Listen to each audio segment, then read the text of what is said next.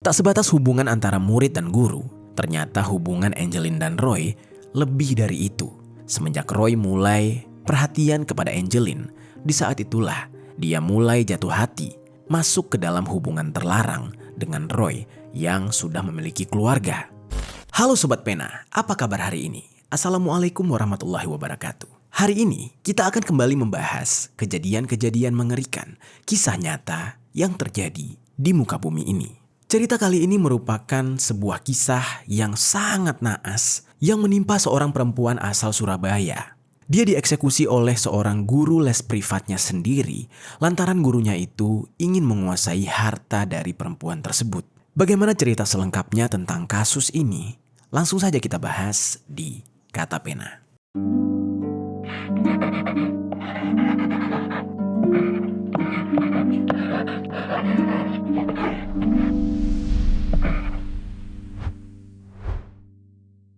Rohmat Bagus Apriyatna alias Roy didakwa melakukan pembunuhan terhadap Angeline Nathani yang merupakan mahasiswi Universitas Surabaya. Sebelum kita mulai ceritanya, jangan lupa untuk subscribe channel ini dan share video ini ke teman-teman kalian. Cerita ini dibuat berdasarkan berita yang sudah beredar dan diterbitkan oleh beberapa media publik yang aku sajikan dan aku rangkum dalam bentuk alur cerita. Kita mulai ceritanya.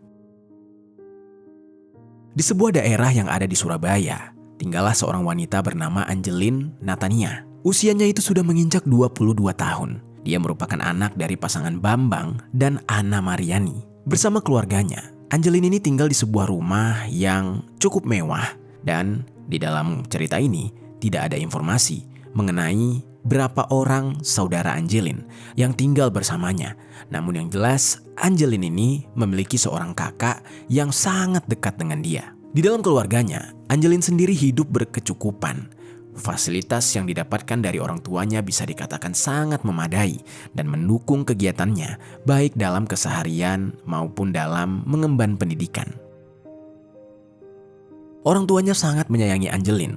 Apapun yang Angeline lakukan dan inginkan tak terlepas dari dukungan yang diberikan oleh kedua orang tuanya. Di dalam cerita ini, Angeline saat itu sudah menjadi seorang mahasiswa di Ubaya atau Universitas Surabaya dengan mengambil jurusan hukum. Dalam studinya, Angeline bisa dikatakan sangat rajin dan aktif di kampusnya. Dan tidak hanya sebatas di lingkungan perkuliahan, sejak duduk di bangku sekolah, Angeline juga memiliki hobi dalam dunia musik. Hobinya dalam bermusik ini mendorong dia untuk mendalami satu alat musik dan mengikuti les privat kepada seorang pria yang bernama Rohmat Bagus Apriyatna alias Roy.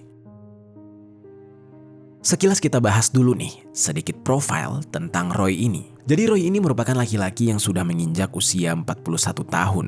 Dia lebih tua daripada Angeline. Roy diketahui sudah menikah dan memiliki anak, namun identitas dari keluarganya tersebut tidak diungkapkan di dalam cerita ini.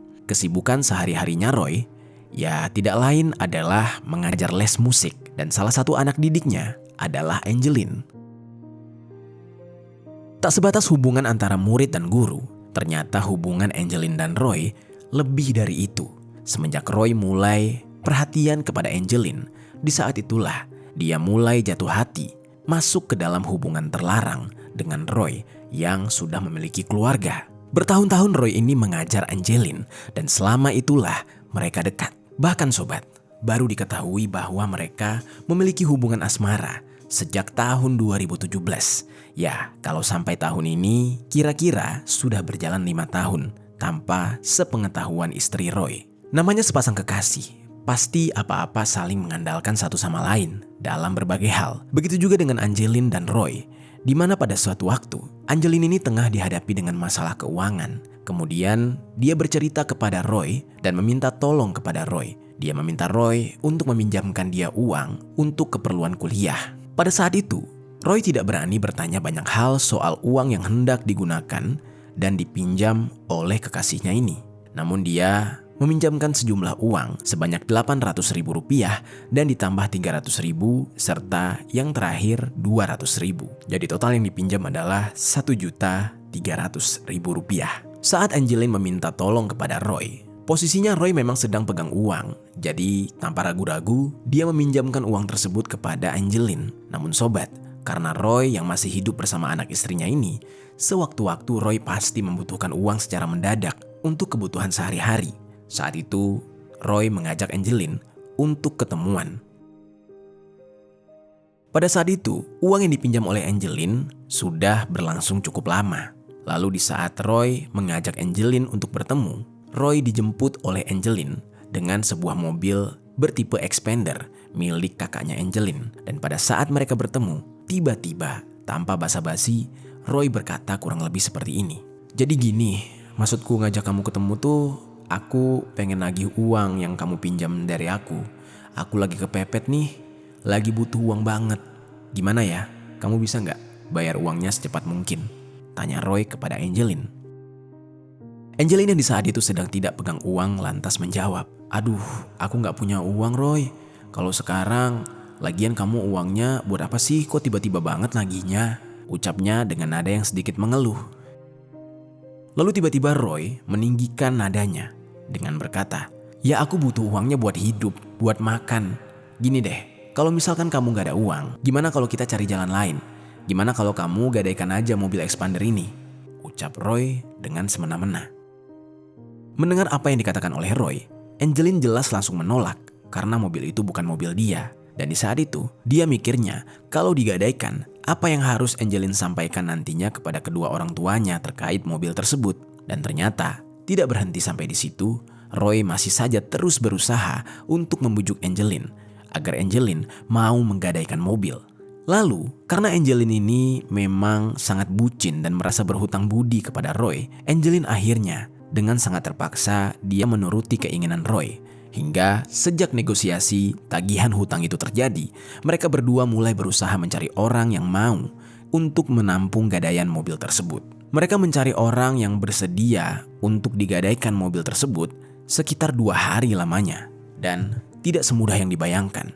Sangat sulit bagi mereka menemukan orang yang mau mengambil gadaian mobil itu. Namun mereka tidak berhenti berusaha. Di hari kedua, mereka mencari orang yang tepat pada tanggal 3 Mei tahun 2023, di mana pada saat itu karena tidak menemukan titik terang, Roy dan Angeline akhirnya merencanakan untuk bertemu. Angeline dan Roy sempat pamit kepada kedua orang tuanya untuk berangkat ke kampus. Angeline di saat itu sengaja berbohong karena memang hubungan antara mereka berdua dijalani secara backstreet atau sembunyi-sembunyi. Pada saat itu, Angeline berangkat dengan menggunakan mobil Expander yang akan dia gadaikan.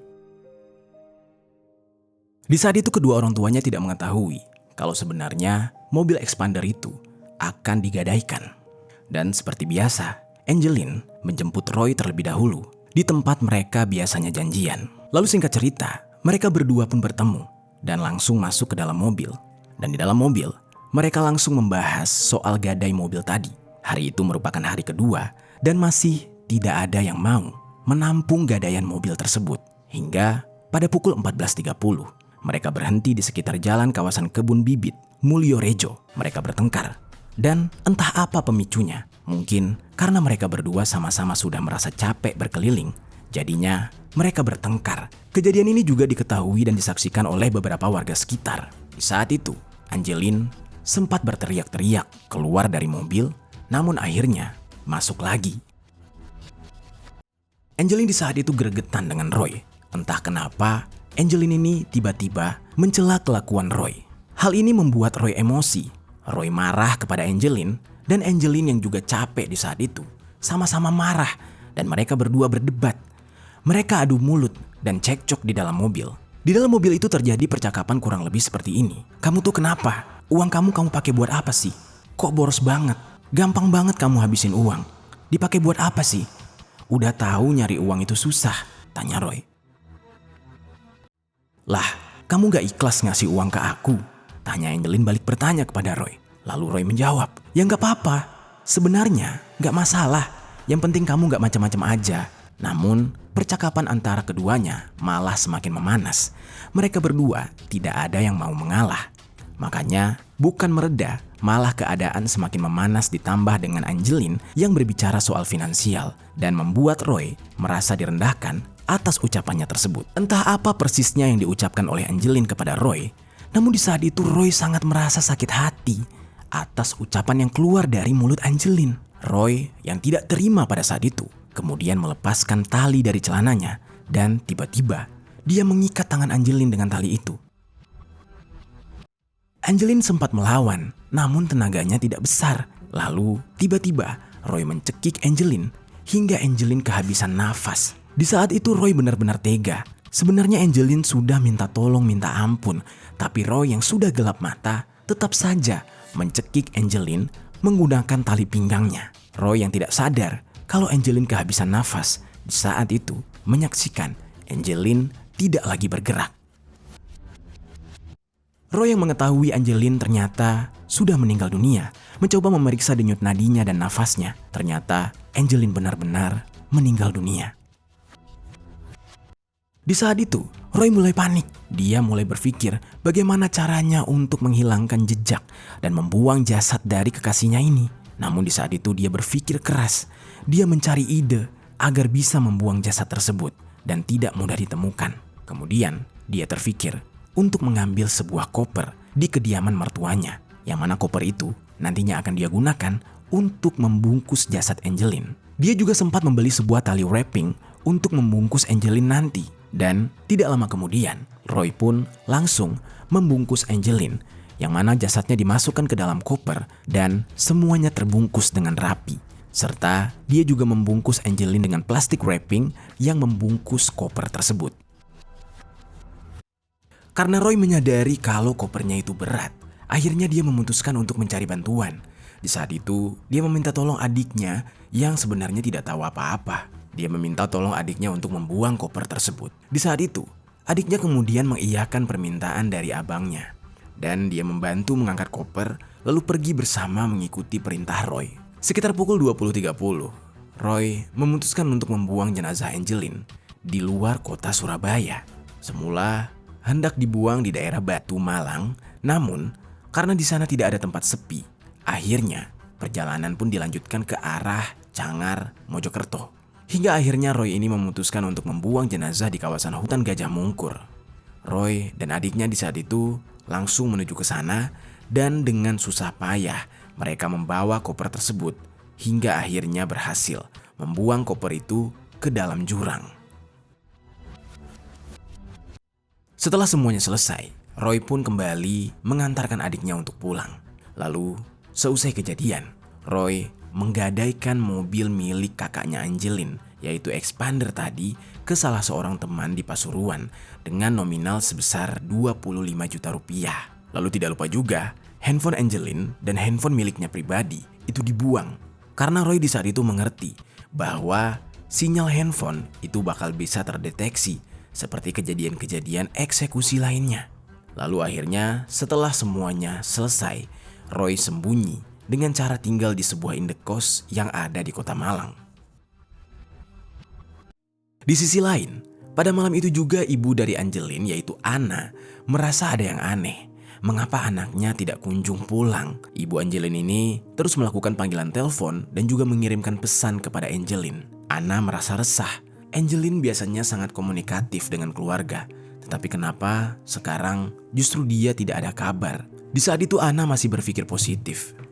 Dia mikirnya Angelin ini mungkin saja sedang menginap di tempat teman, tapi tetap ada kekhawatiran karena Angelin tidak memberikan kabar. Lalu Anna mencoba untuk lebih tenang. Hari pertama Angelin hilang, Anna menghubungi beberapa temannya dan satu orang di antara banyaknya yang dihubungi mengatakan kalau pada hari terakhir dia melihat Angelin ini dijemput oleh seorang pria bertopi merah. Dia mengatakan kalau dia tidak mengenal pria tersebut. Lalu semenjak informasi itu, sampai 2 hari kemudian pada tanggal 5 Mei tahun 2023, Angelin yang masih tidak dapat dihubungi oleh keluarganya dilaporkan menghilang kepada pihak kepolisian. Kemudian pada saat itu, pihak kepolisian mulai menggencarkan pencarian terhadap Angelin. Lalu dari sekian lama pencarian dilakukan, keluarga Angelin sempat putus asa.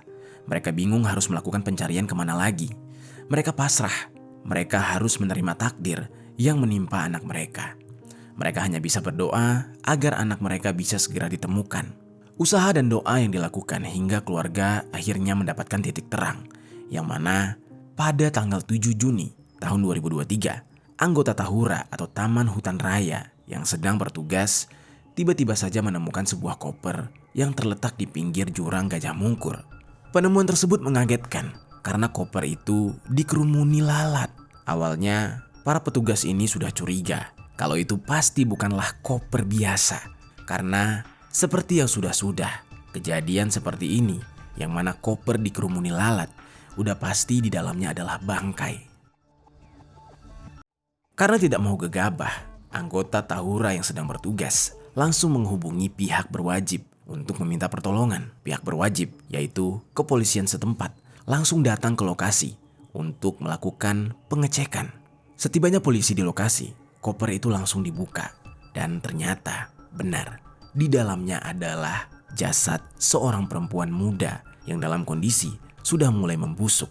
Pihak kepolisian langsung melakukan evakuasi dan identifikasi korban.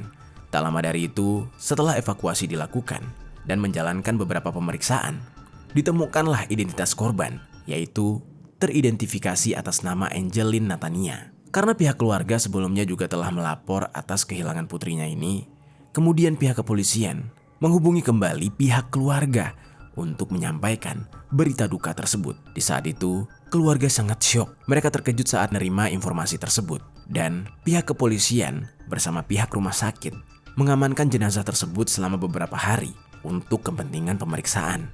Hingga pada tanggal 10 Juni tahun 2023, jasad Angeline Natania akhirnya dipulangkan dari RSUD Sumber Gelagah kepada pihak keluarga. Lalu selain memulangkan Angeline, kepolisian juga mengungkap pelaku dari kasus ini yang teridentifikasi dari beberapa barang bukti, yang mana pelaku dicurigai merupakan orang yang tidak asing dan merupakan orang dekat bagi keluarga Angeline. Orang tersebut adalah guru les musik Angeline sendiri, yaitu Roy. Di samping pihak kepolisian mencari Roy, pihak keluarga yang tidak mau membiarkan jasad Angeline terlalu lama, kemudian memilih untuk mengkremasi Angeline di rumah duka. Sementara itu, polisi yang terus berusaha mencari keberadaan Roy akhirnya berhasil mendeteksi lokasi tempat Roy berada. Di saat itu Roy ternyata berada di sebuah kos-kosan di daerah Malang ketika dia berusaha bersembunyi. Padahal Roy ini sudah punya anak dan keluarga. Tetapi karena ketakutan, dia memilih untuk tidak bersama keluarganya. Saat ditangkap, Roy juga tidak banyak berontak. Dan saat ditanyai oleh pihak kepolisian, Roy sangat kooperatif. Dia menjawab setiap pertanyaan dari pihak kepolisian. Ketika di ruang interogasi, Roy mengakui semua perbuatan yang sudah dia lakukan kepada Angeline. Dia juga mengungkapkan kepada polisi kepada siapa dia menggadaikan mobil. Setelah semuanya terungkap, Roy mengatakan dia sangat menyesali perbuatannya. Roy juga bercerita kalau hubungannya dengan Angeline itu tidak hanya sebatas guru dan murid. Dia membongkar semuanya. Dia mengatakan kalau dia adalah pacar dari Angeline. Di saat itu, keluarga Angeline makin terkejut. Keluarga Angeline merasa menyesal dan merasa gagal dalam memberikan keamanan bagi anaknya. Keluarganya merasa ini semua salah mereka karena sudah menjadikan Roy sebagai guru laki-laki kepada anak mereka, sehingga tidak bisa dihindari. Kenyamanan pun muncul di hati anak mereka yang berakibat fatal dengan kehilangan nyawa. Lalu di saat Roy ditahan, orang yang menerima gadaian mobil tersebut dianggap sebagai penadah dan dia juga ditangkap dan diboyong ke Polresta Surabaya. Di hari itu, si penadah tersebut menyandang status sebagai saksi dan dia mengaku kalau dia tidak tahu mobil yang digadaikan kepada dia itu adalah hasil dari mengeksekusi orang lain. Jadilah di dalam kasus ini, atas perbuatannya, polisi pun menjerat Roy dengan pasal 338 KUHP tentang tindak pidana penghilangan nyawa dengan ancaman hukuman maksimal 20 tahun penjara. Dan sementara itu, para penadah sudah dibebaskan oleh pihak kepolisian. Itu dia sobat, kisah dari Angeline, seorang gadis cantik yang berpacaran dengan guru les privatnya, yang sebenarnya guru lesnya itu sudah memiliki keluarga. Dan malangnya nasib Angeline, dia harus berakhir di tangan guru kejinya tersebut dan jasadnya ditemukan di dalam koper. Apa pelajaran yang bisa kita ambil dari kisah ini?